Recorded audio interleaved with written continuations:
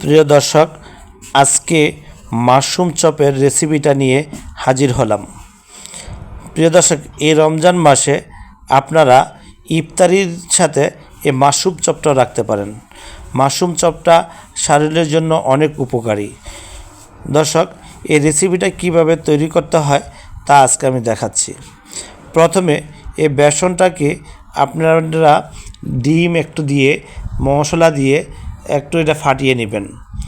ফাটানোর পরে মাশরুমগুলোকে ভালোভাবে ধুয়ে এটার মধ্যে ভিজিয়ে চুবিয়ে নেবেন।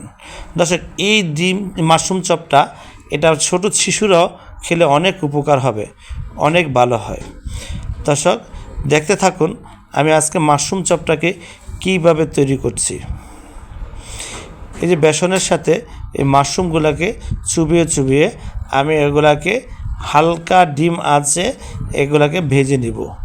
দর্শক, দেখতে থাকুন আমি এখন মাশরুমগুলোকে এই যে তেলের ভিতরে ছেড়ে দিচ্ছি। চুবা তেলে হলে ভালো হয়।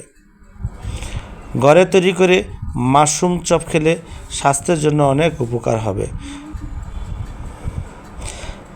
আপনারা চাইলে দর্শক এই মাশরুম দিয়েও এই ইফতারির মাঝে একটা স্যুপ বানিয়ে রাখতে পারেন। স্যুপটা খুব সুস্বাদু, শরীরের স্বাস্থ্যের জন্য অনেক উপকারী।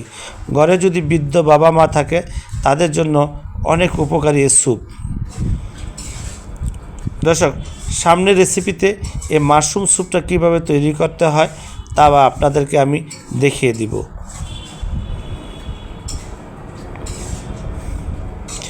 এভাবে ওলট পালট করে চপগুলা ভেজে নেবেন।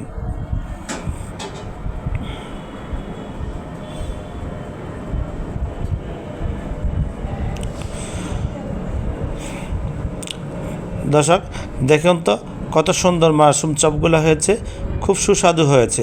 একটা ডিম দিলে খুব মচমচে যে ভাজা হয়, খেতে খুব সুস্বাদু হয়, বাচ্চারা খেতে খুব পছন্দ করে। দর্শক, আজকে এই পর্যন্তই। সামনের রেসিপিতে আপনাকে মাশরুম স্যুপ কীভাবে তৈরি করতে হয় তা নিয়ে হাজির হব ইনশাআল্লাহ। এ পর্যন্ত ভালো থাকবেন, সুস্থ থাকবেন।